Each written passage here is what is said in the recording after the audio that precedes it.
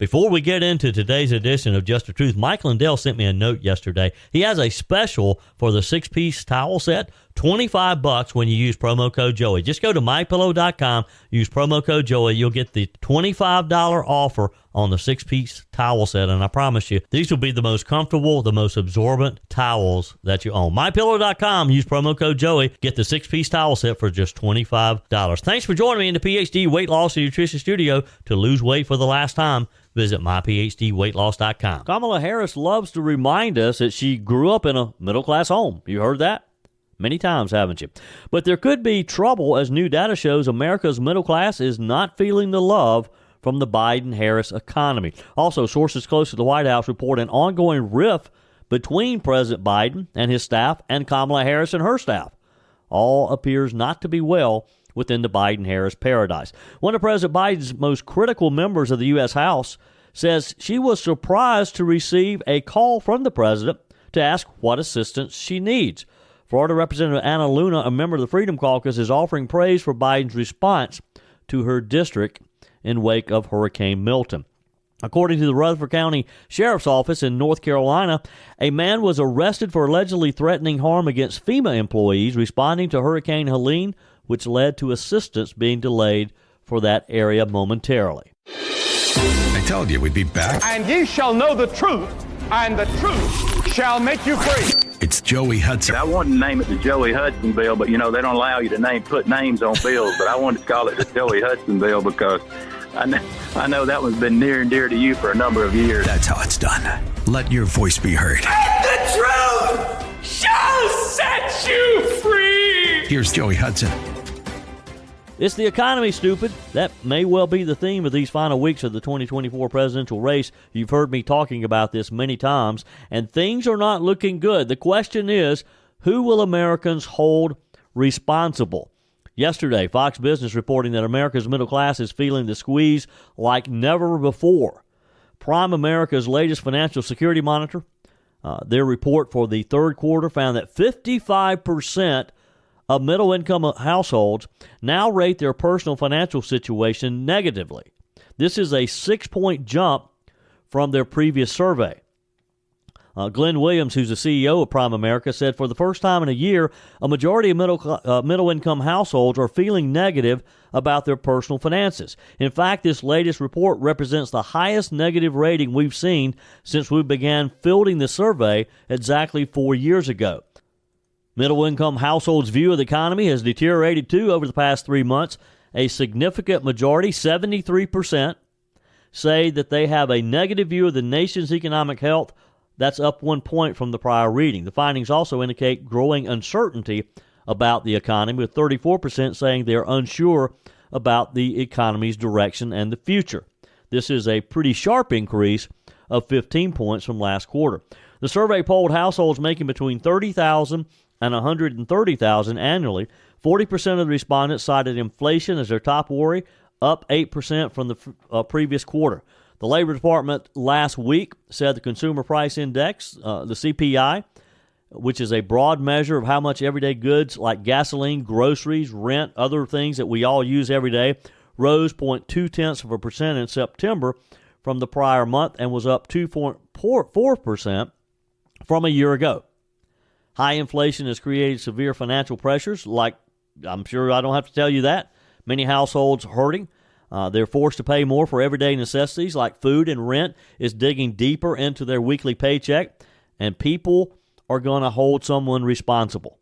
Price hikes are particularly devastating for lower-income Americans because they tend to spend more of their already stretched paycheck on necessities and therefore have less flexibility to save money.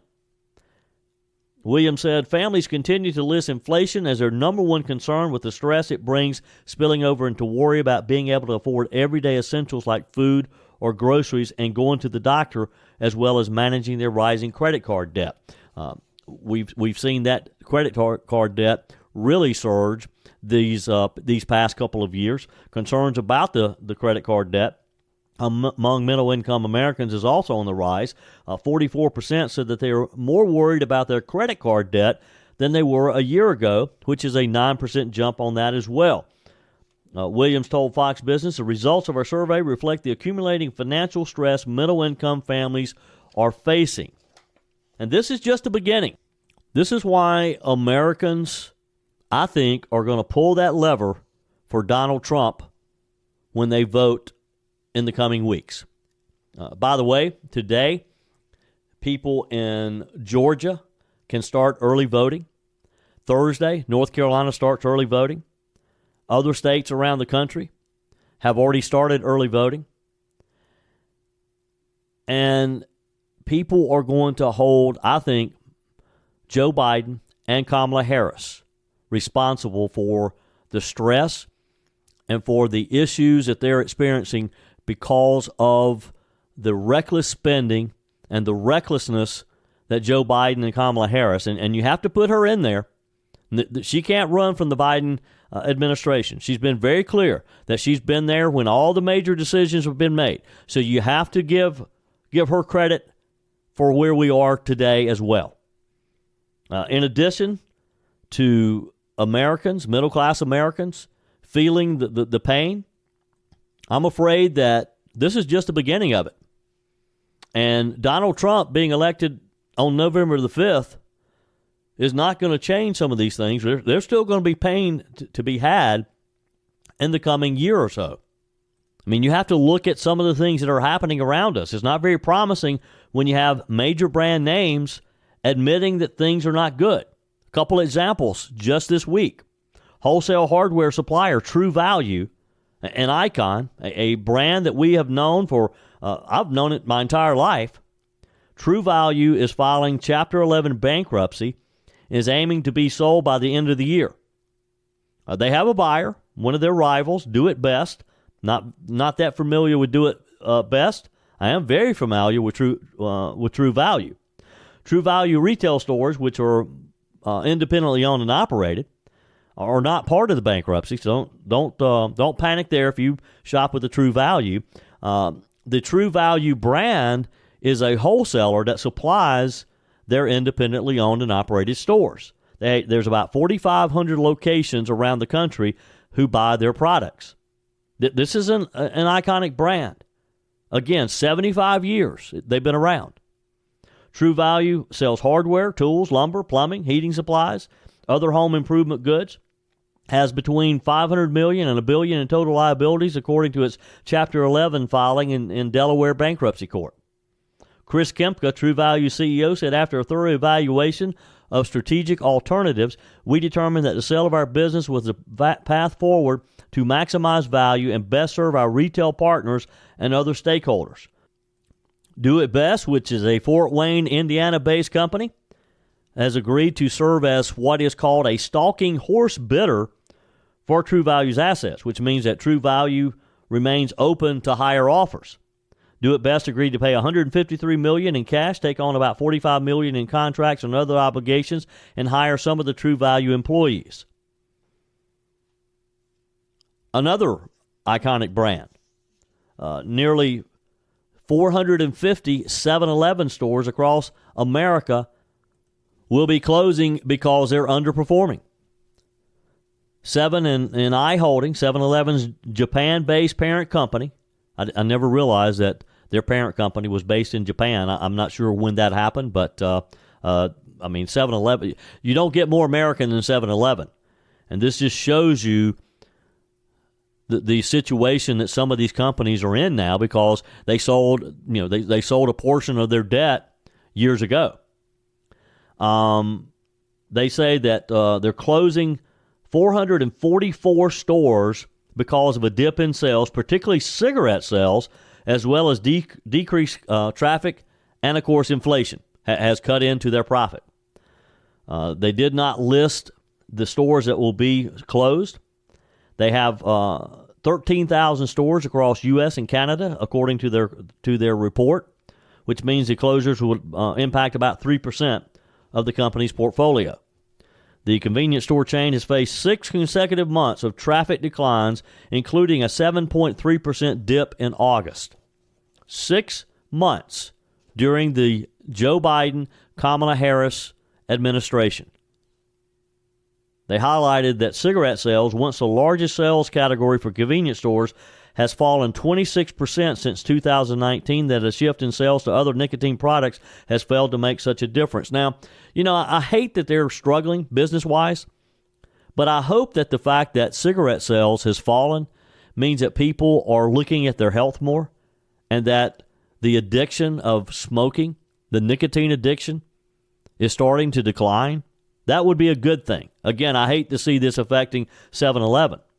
The company said that it will transform its stores to be centered around food, which is now the highest selling category. I have a good friend who loves the 7-Eleven coffee. I honestly, there's not a 7-Eleven near me, so I don't frequent 7-Elevens very often. Last week, my friend and I were headed out to do a project that he was helping me with, and he wanted to find a 7-Eleven for the coffee.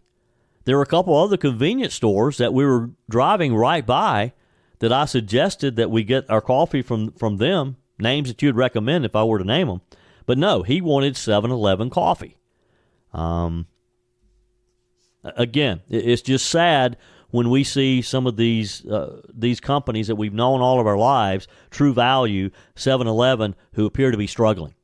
All because Joe Biden and Kamala Harris has spent our tax money like drunken sailors. This year, I really thought I was going to have to boycott the holidays. I was going to lock myself away and not come out until 2025.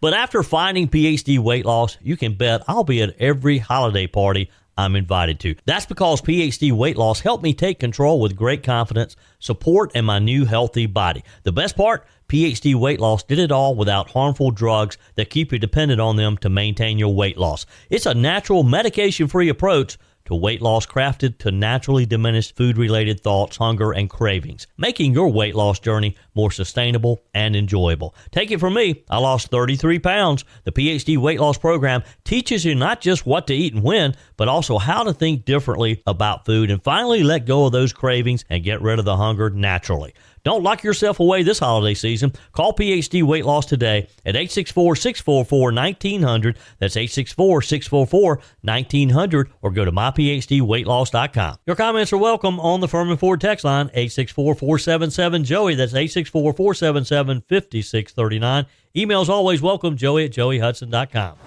Over this past weekend, South Carolina Congressman James Clyburn admitted that black men are leaving the Democrat Party to vote for Donald Trump. That's not the only unlikely demographic that seems to be favoring another Trump administration either. 3 young men told NBC correspondent Shaquille Brewster in Georgia this past weekend that they intend to cast their ballots for former President Donald Trump. Trump is currently leading Vice President Kamala Harris in Georgia by just 0.5%, holds a small lead in every other battleground state besides Wisconsin, according to the Real Clear polling averages. The young men told Brewster, this was Sunday, ahead of a Atlanta Falcons football game, that they plan to vote for Trump, while another asserted it seems like youth are definitely becoming increasingly conservative. Here's Shaquille Brewster with MSNBC. Before kickoff in Atlanta, almost everyone tailgating is a Falcons fan. I'm with NBC News. We're trying to talk to young voters. And among young men at this NFL stadium in a battleground state, Probably I'll vote, but probably for Trump. You want to tell us who you're planning to vote for? Trump? growing support for former President Trump. Why Donald Trump? I enjoyed his policies, and he did treat us pretty well. For generations, the youth vote has favored Democrats. You go first. But this year, Does it feel like more young people are becoming more conservative or trending in that direction? Definitely. it's a gap that's shrinking, with young men driving that shift. Vice President Kamala Harris's lead among men 18 to 29, now within the margin of error. Why Vice President Harris? Because I'm not voting for anybody else. But President Biden won young men by 11 points in 2020 exit polls. For many of them, it's all about one issue. Well, the obvious issue is going to be the economy. Issues you care most about? Economy. Economy is the top issue for you? Why? I'm working and I live alone, so that's a big part for me. You see more excitement among young men for your message? Yes. Dante Thompson is the executive director of the Georgia Young Republicans. He and his volunteers are hitting the economy message hard. Men want to be in control of their own destiny. And those are talking points that we use when we talk to them. Former President Trump chasing the demographic, making multiple appearances at UFC fights, and doing a round of podcasts with hosts popular among Gen Z men. Thank you, President. And while Republicans say they see a lot of long-term opportunity in young voters, Democrats say they're working to make up lost ground. Very aware of it. The Democratic Party is making efforts to correct it. Devontae Jennings leads the Young Democrats of Georgia. You got to be in the trenches talking to people, letting them know what the issues are, where you stand with the issues, and how you're actually going to care for them. Kamala Harris recently appearing in a popular NBA podcast. It is so good to be with you. Thank you for sitting down with us. Both campaigns drawing up their final plays to win this group that could decide the presidency. NBC says 3 additional young men told Brewster that the economy is the most important issue to them. One of them saying, "I'm working and I live alone, so that's a big part for me." Single people, not having someone to share the expenses, and having expenses increase like they have, that would be a big factor. CNN senior data reporter Harry Enton expressed surprise on seeing this data to the extent that young black men have increasingly been shifting away from the Democrat Party over multiple elections against Trump. Trump is leading Harris by 17% with Hispanic men who are under 45, while the vice president is leading the former president with black men under 45 by 42%, according to the most recent New York Times Siena College poll. But again, that the black support seems to be eroding, seems to be leaving Kamala Harris. Nearly 55% of voters believe Trump would handle the economy better than Harris. Journalist Peter Hamby warned comedian Bill Maher in late August that a shift in support among young men towards Trump could sink Harris's presidential bid. He said, "This is a real issue for Kamala Harris. Like this could be fatal for her campaign. Democrats need to win 60% of the youth vote to win the White House. It doesn't look like that's going to happen." And you can dig a little deeper, too, in the NBC News poll that was released yesterday, as this latest national poll shows Donald Trump and Kamala Harris deadlocked. Now, you may say, well, that's not good news for Donald Trump, but it actually is when you look back at the history of NBC's recent polling. Some of the findings of this new survey, released just 3 weeks before the election day, also shows that Harris's popularity is declining compared to a month ago after she got a pretty big summertime boost after surprisingly getting the nomination. There's also a massive gender gap between support for Harris and Trump. Let's dig a little deeper here.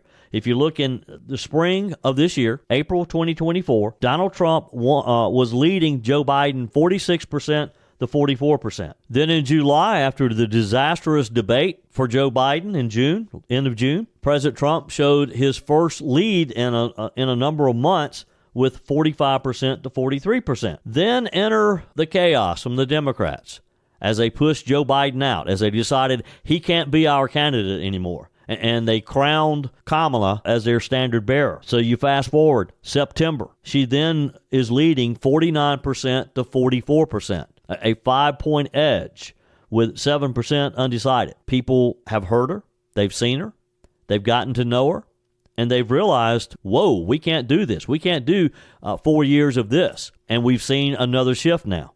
Donald Trump making up that 5-point disadvantage to a dead heat now, 48% to 48% with just a sliver of undecideds.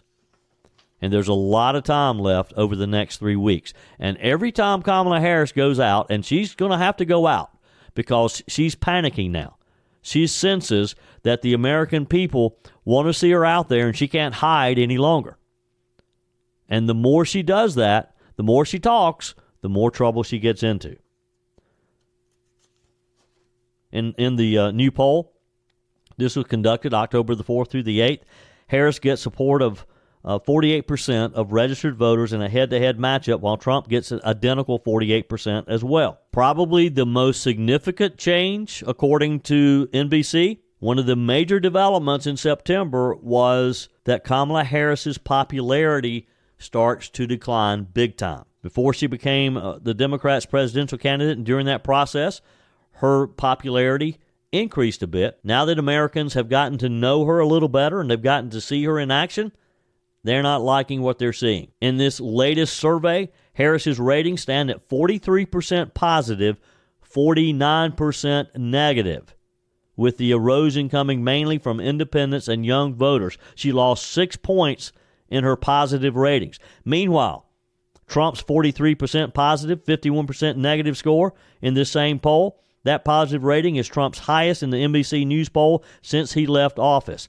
It is growing daily. This is why we're seeing a lot more of Kamala Harris, because she's in a panic and she knows she has to make a last-ditch effort and get out there and let the voters see her, and that's working in our favor.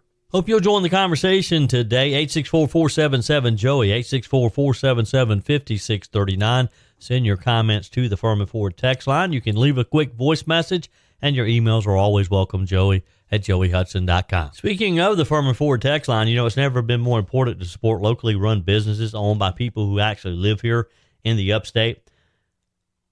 Let me take a minute to talk with you about our friends at Furman Ford. If you're looking for a new vehicle, maybe a great pre-owned vehicle, one you could trust, or maybe you're looking to order that special vehicle. Either way, if you want a new one, a brand new one, or a pre-owned that you can trust, the folks at Furman Ford, they're there to help you. Their name is on the sign because their name is on the line, because every single transaction is important to them. Jim Furman, Matthew Furman. They do business the right way. When you stop by, when you give them a call, or maybe when you just send them a quick email, you're always going to have access to a member of the Furman Ford family. And by the way, they also offer great service, and you're not going to have to wait weeks and weeks to get it done. And you do not have had to purchase your vehicle at Furman Ford. Doesn't even have to be a Ford. They service all makes and models. Visit my friends at Furman Ford online at FurmanFord.com, FurmanFord.com.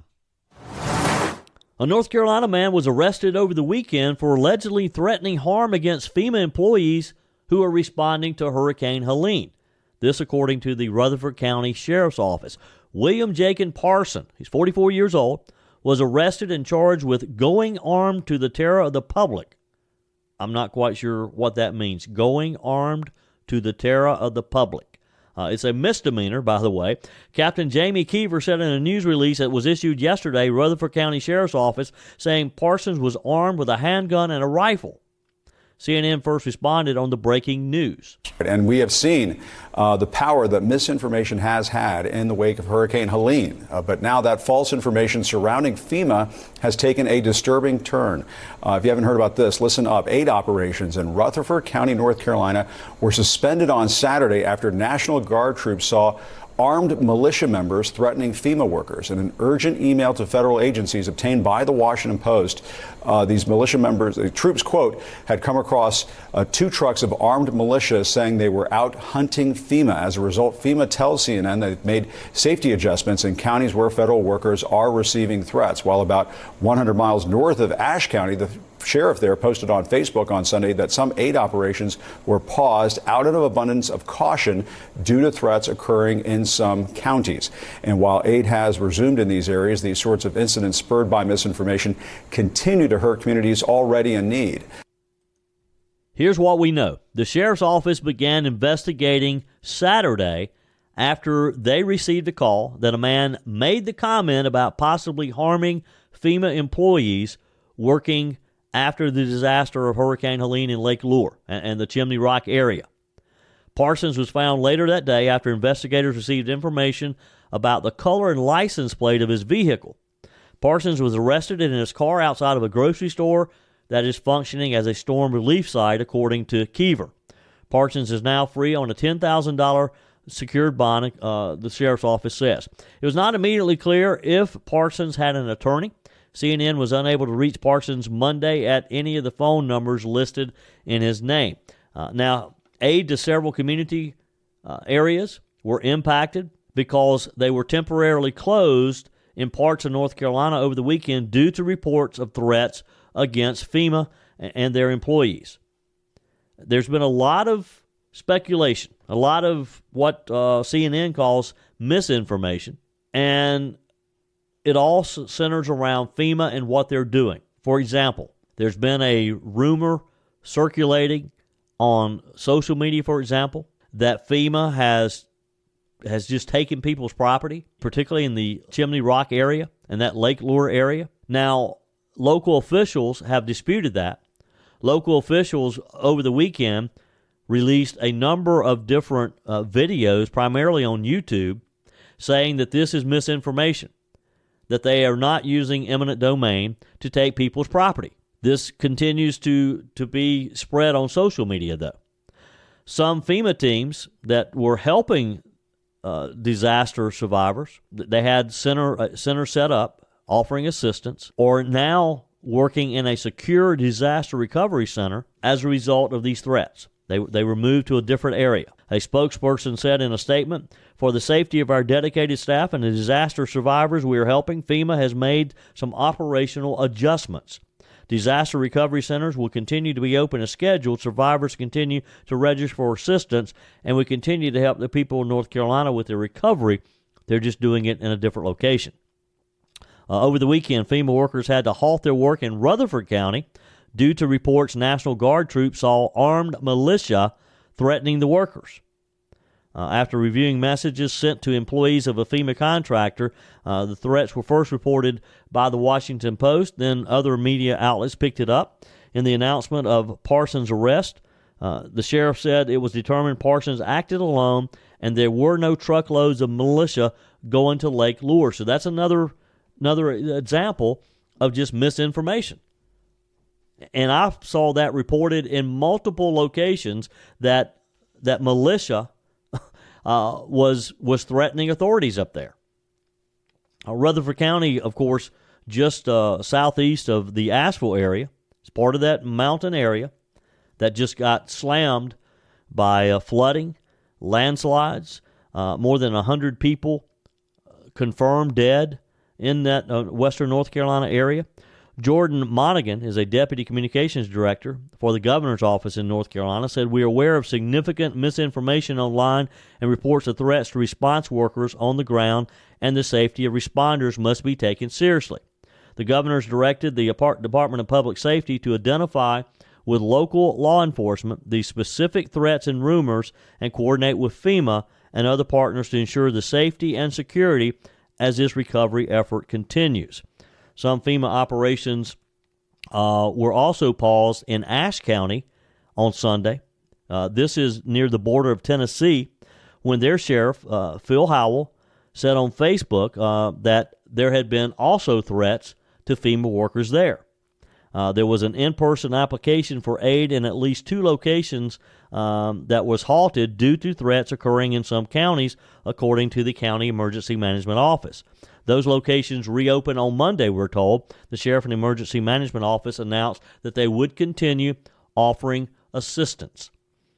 Now, folks, this is only hurting those people who need help. When things get this far out of hand, and I know tensions are tough up there.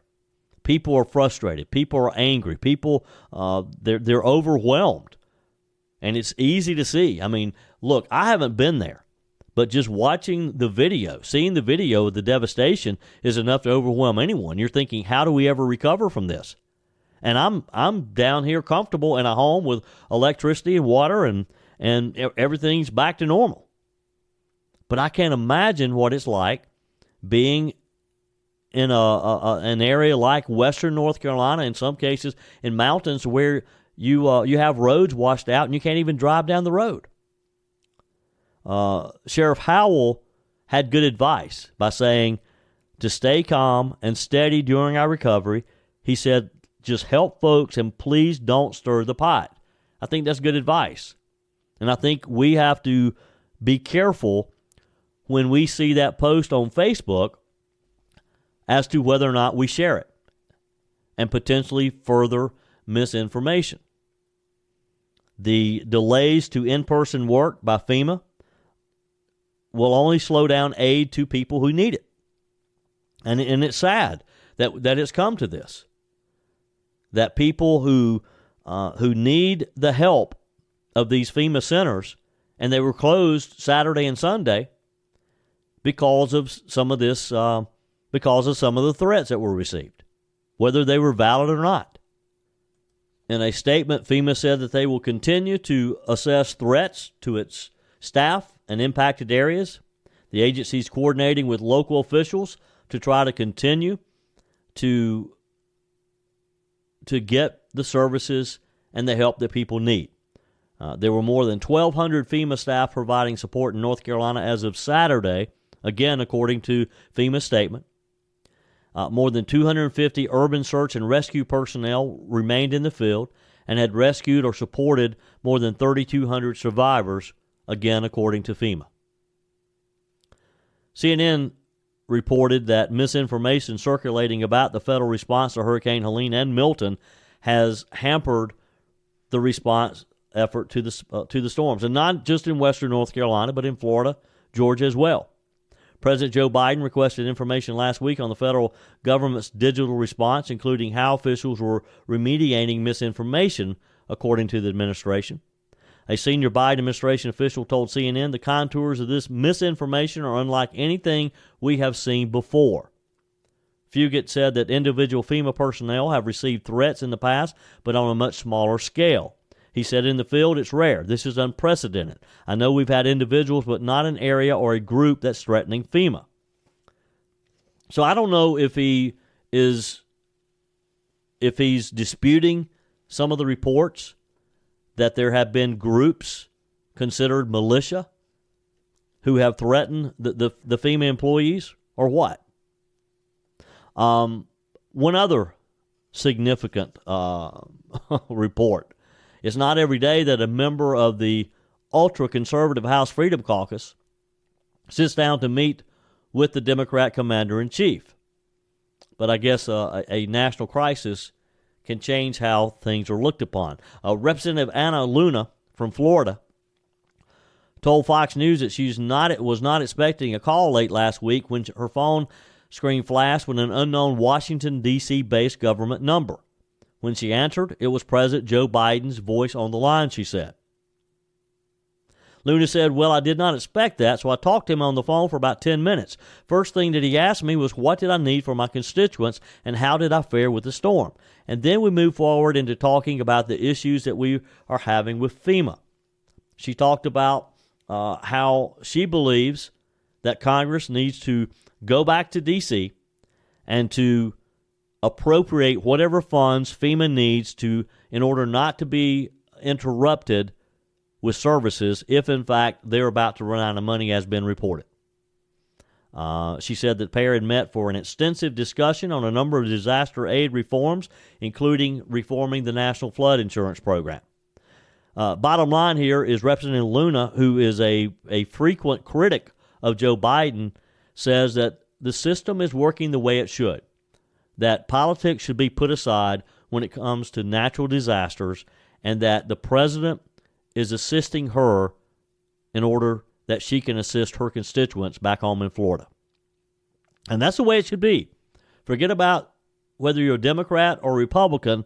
Let's just help people get back to their life. Whether you're replacing a broken appliance or maybe you're just upgrading, you're totally remodeling the kitchen, when it's time to get those new appliances, when you're ready for them, you don't want to have to wait weeks or even months to get started using them, right?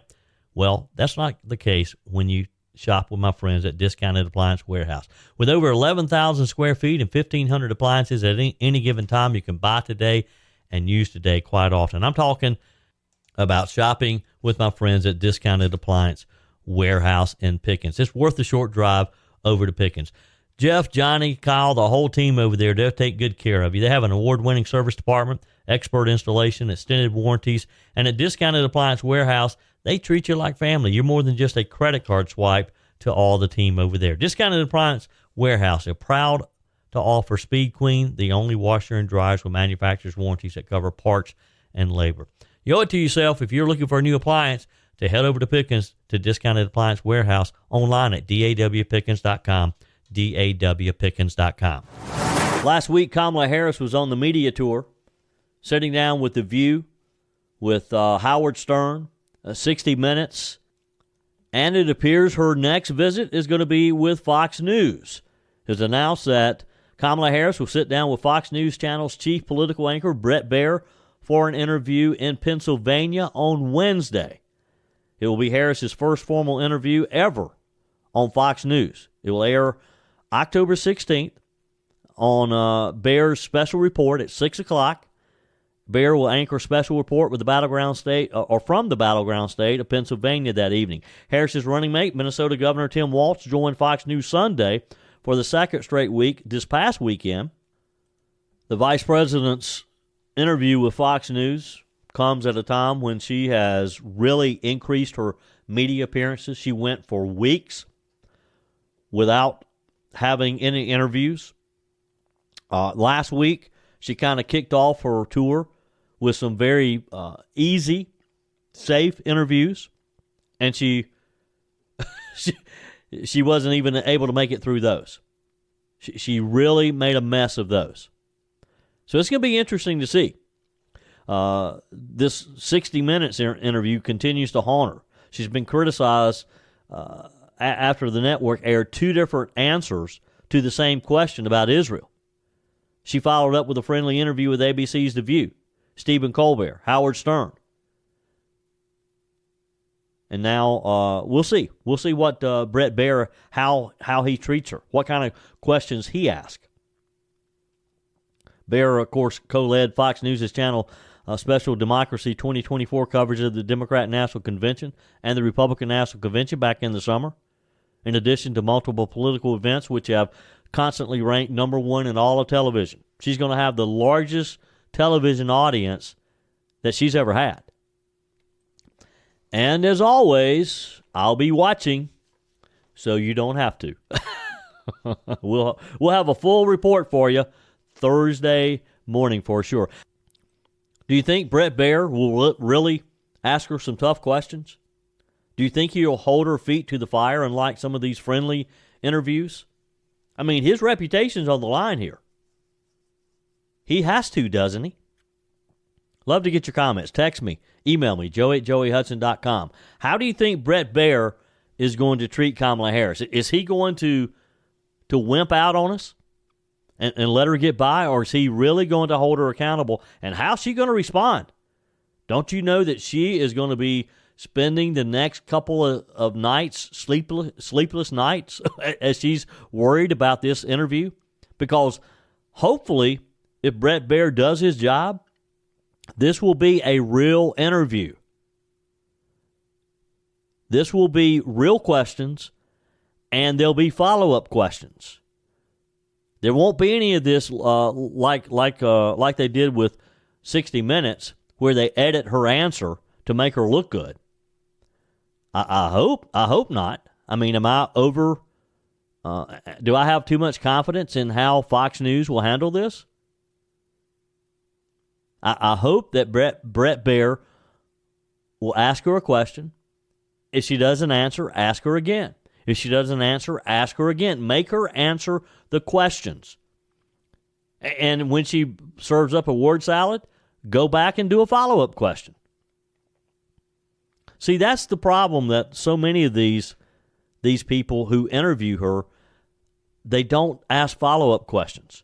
She serves them a word salad. She just jumbles and mumbles and doesn't answer the question, and they just move on to the next topic, when we haven't really heard how she really feels about an issue or what she plans to do.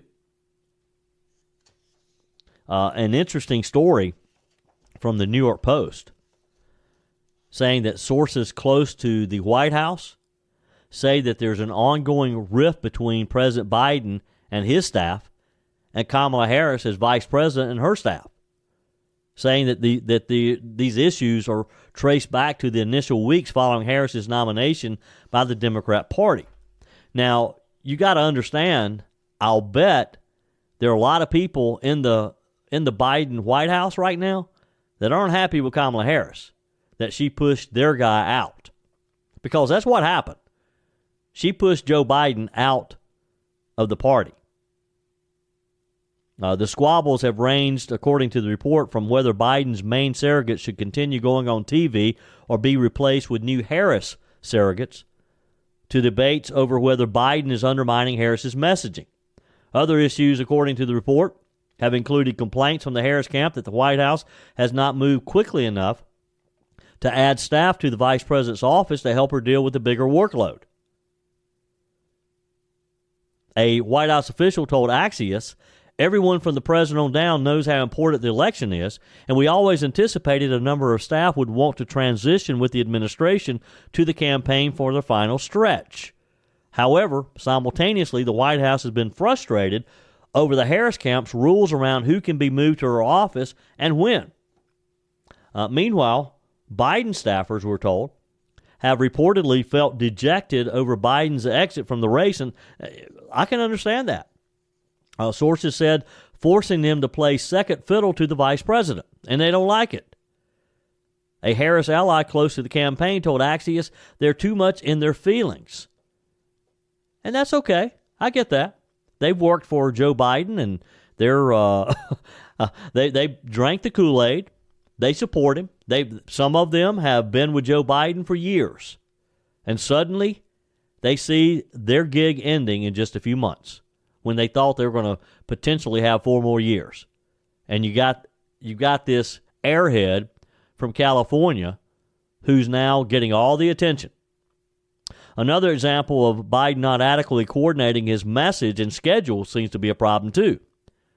A campaign aide with Harris said that Biden, they referenced an impromptu press conference from the White House to update the American public on the government's hurricane relief efforts. Harris was campaigning in Michigan at the same time. The dueling events served to effectively lessen the number of eyes on Harris. They didn't like that. The Harris campaign felt that Joe Biden should not have held press conferences, that it took away some of the media's attention on the Harris campaign. Now, you may remember that Joe Biden was supposed to be out of the country. Remember, he was going to be traveling abroad. But he felt it was important that he stay back and oversee response efforts to Hurricane Milton and Hurricane Helene. The Post says that the infighting did not stop there either. Last week, Harris criticized Florida Governor Ron DeSantis for playing political games and not doing what is best for the American people, according to Kamala Harris, after she claimed that the Sunshine State governor had been ignoring her calls. Now, on Friday, Joe Biden was supposed to be overseas again. He undercut Harris's narrative about DeSantis when he praised the Florida governor because of how well they had been working together. He called Ron DeSantis cooperative and acknowledged that he's doing a, quote, great job. So you have Harris, on one hand, critical of Ron DeSantis, her boss, Joe Biden, on the other, talking about what a great job he's doing. So you can see how that's just not suiting Kamala Harris and her campaign staff. Sources inside the White House told Fox News that Harris created a rift with DeSantis was a dumb thing for her to do, adding that Biden's team feels like it has done everything it can to provide Harris with opportunities to demonstrate leadership, but she's fumbled them. And you can see that. I mean, look, Ron DeSantis made Kamala Harris look like an idiot last week when she's parading around critical of him because he won't call her back. And he says, hey, look, she doesn't play a role here. She has nothing to do with this. I'm dealing directly with Joe Biden. That was a slap in the face to Kamala Harris.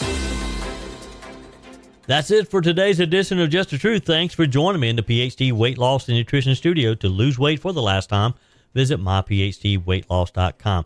If you haven't joined our mailing list yet, visit my website, joeyhudson.com. Just click on the Connect with Joey button so that you can receive our emails and the most up-to-date news. Also, find me on YouTube. Be sure and like, subscribe. Follow me on my YouTube channel. Just search for Joey Hudson. Appreciate you spending a few minutes of your day with me. Be sure and forward this edition of Just the Truth to some friends. Just click on the share button. Send it to a few of your contacts, because if we're going to build our community and if we're going to win in November, we got to build an army of conservatives. The way we beat Joe Biden is through educating people, and no better way than encouraging them to listen to Just the Truth. Hey, keep those comments coming via the Furman Ford text line, 864-477-JOEY, 864-477-5639. Your emails always welcome as well. Joey@joeyhudson.com. Don't forget to take advantage of the MyPillow special, $25 for the My Towels 6-piece towel set when you use promo code Joey. Just go to MyPillow.com. Always use promo code Joey. We're back again tomorrow. Hope you will be too. Remember, God's got this. He's still in control.